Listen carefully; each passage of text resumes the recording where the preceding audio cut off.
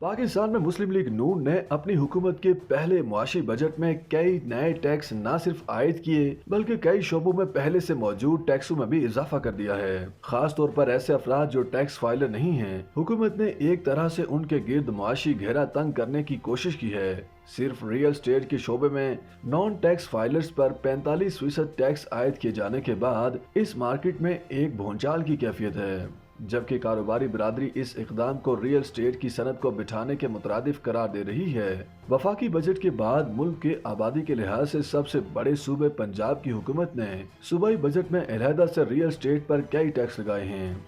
अब 50 लाख से 1 करोड़ रुपए मालियत के प्लाट पर भी सालाना 7% टैक्स आयद कर दिया गया है। इसी तरह 1 करोड़ से 2 करोड़ रुपए मालियत के प्लाट पर 8% सालाना टैक्स आयद किया गया है। रियल स्टेट के कारोबार से वाबस्ता राहिल मिन्हाज कहते हैं कि हुकूमत ने तो ऐसे टैक्स आयद किया है जैसे ये मार्केट उरूज पर हो।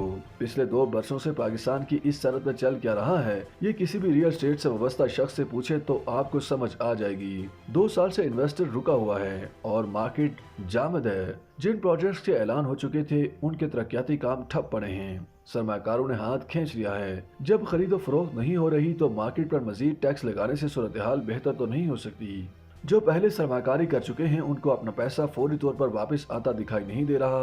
हुकूमत ने प्रॉपर्टी का कारोबार मुश्किल बना दिया है और एंड यूजर इससे मुतासिर हुए बगैर कैसे रह सकते हैं। घर पहले बनाना बहुत मुश्किल था और अब मुश्किल तर हो गया है। आवाम और रियल स्टेट कारोबार से वाबस्ता अफराद को तो इस बजट के बाद परेशानी लाक हुई है। साथ साथ ताजे तंजीमें जो बजट तैयारी में हुकूमत को तजावीज भी फराहम करती हैं, वो भी इस सूरत हाल से खुश नहीं है। लाहौर चैम्बर ऑफ कॉमर्स के सदर काशिफ अनवर ने बताया कि रियल स्टेट पर 45% टैक्स से ये सनत मुकम्मल तौर पर बैठ जाएगी। आप देखें कि मुल्क में टोटल इनफरादी टैक्स फाइलर्स की तादाद 30.5 लाख है। टैक्सेस की शरह बढ़ाना मईशत के लिए और मुश्किलात का बायस बने, लोग ज्यादा टैक्स चोरी की तरफ जाएंगे। हमें लग रहा है कि हुकूमत ने तामीराती सनत को रोकने की कोशिश की है और अगर ये सनत रुके तो मईशत को मुकम्मल तौर पर बैक गियर लग जाएगा। Federation of Pakistan chamber of commerce and industry FPCCI के रीजनल चेयरमैन जकी एजाज कहते हैं कि आप इसको इस तरह देखें कि हुकूमत ने लोगों को टैक्स नेट में लाने के लिए बंदूक की बजाय तोप से फायर कर दिया है। अगर रियल स्टेट की सनत बैठेगी तो उसके साथ मुंसलिक 46 और सनतें भी जाएंगी।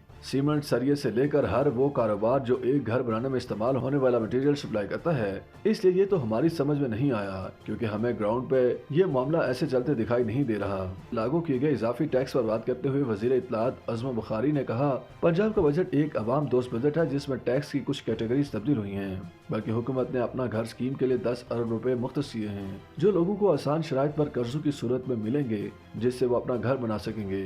उन्होंने मजीद कहा कि बजट पर बहुत ज्यादा पैनिक होने की जरूरत नहीं है।